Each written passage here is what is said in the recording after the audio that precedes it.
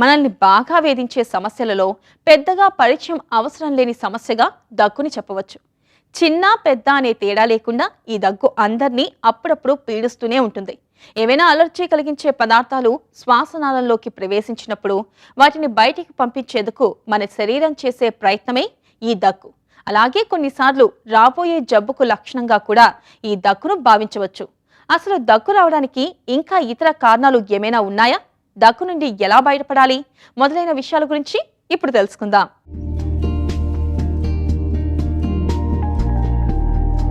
సాధారణంగా దగ్గు ఎలాంటి తీవ్రమైన వ్యాధికి సూచన కాదు. కొన్నిసార్లు చాలా కాలం దగ్గు వదలని పక్షంలో దాన్ని దీర్ఘకాలిక జబ్బుకి సూచనగా భావించి వైద్య పరీక్షలు చేయించుకొని ఒక నిర్ధారణకు రావాల్సి ఉంటుంది. చాలా మందిలో ఈ దగ్గు 2-3 వారాల్లో తగ్గిపోతుంది.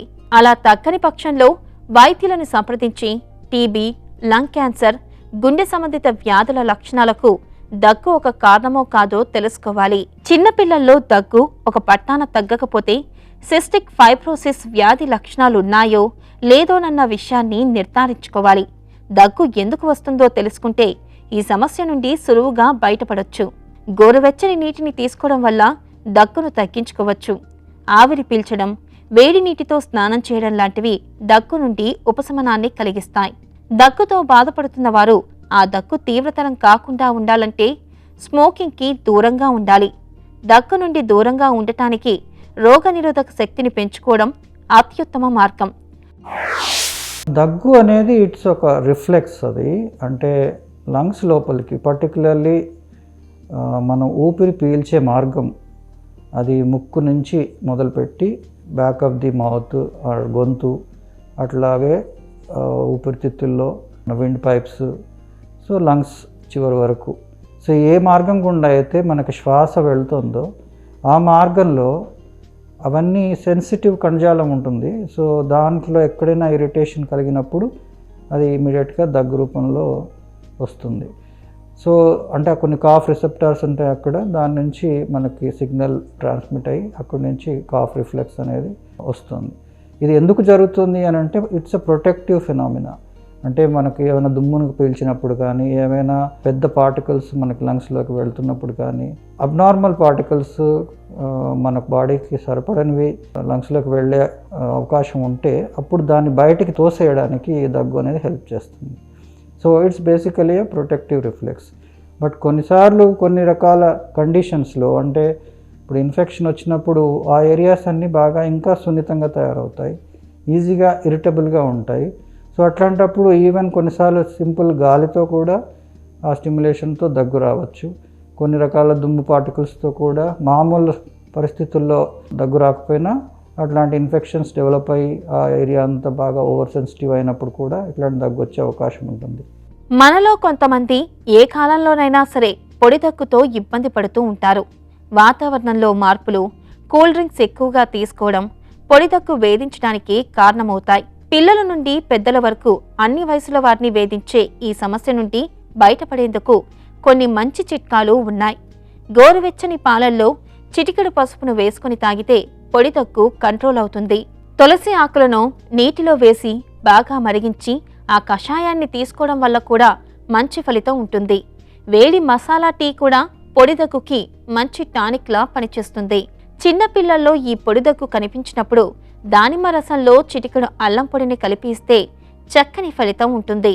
అర స్పూన్ నల్ల మిరియాల పొడిని నెయ్యితో కలిపి చేసిన మిశ్రమాన్ని ఏదైనా ఆహారం తీసుకున్న తర్వాత తీసుకుంటే చాలా మంచిది.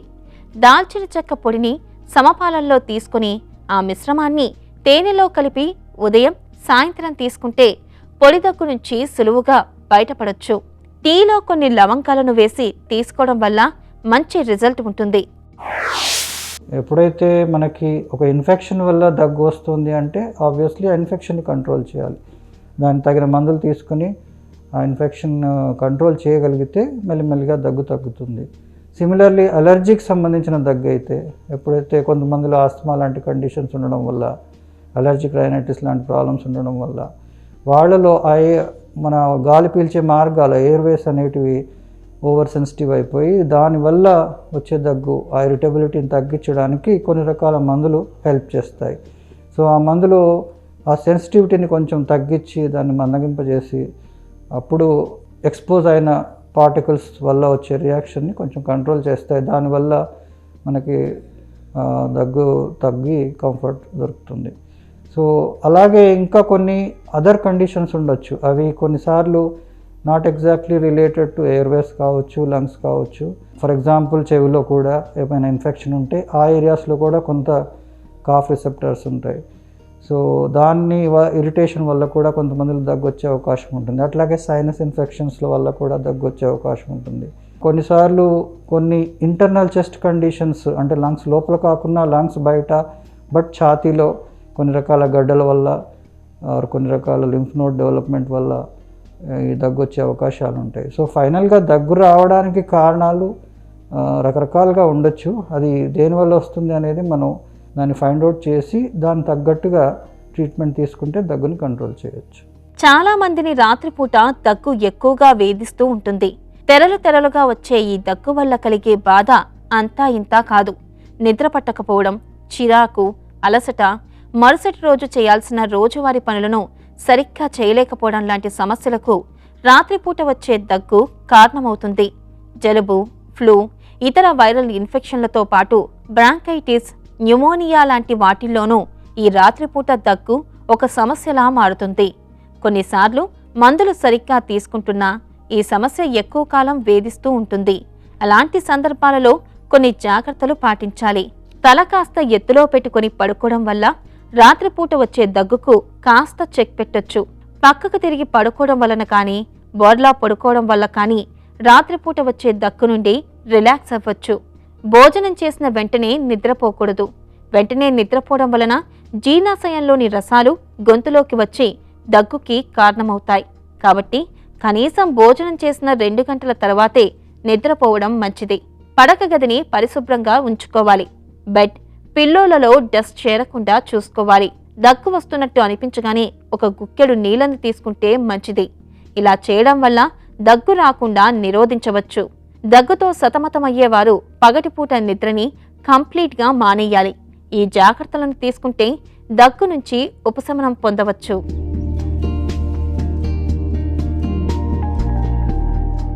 దగ్గు ఎందుకు వస్తుంది? ఎలాంటి చిట్కాలను పాటిస్తే దగ్గు నుండి రిలాక్స్ అవ్వచ్చు? ఒకవేళ దగ్గు ఎన్ని చిట్కాలను పాటించినా, ఎన్ని జాగ్రత్తలను తీసుకున్నా కంటిన్యూగా వస్తుంటే ఏం చెయ్యాలి? ఏ ఏ సందర్భాలలో డాక్టర్ని కలవాల్సి ఉంటుందనే అంశాల గురించి తెలుసుకున్నాం కదా. మీరు కూడా ఈ చిట్కాలను పాటించి దగ్గు నుండి దూరంగా ఉండండి.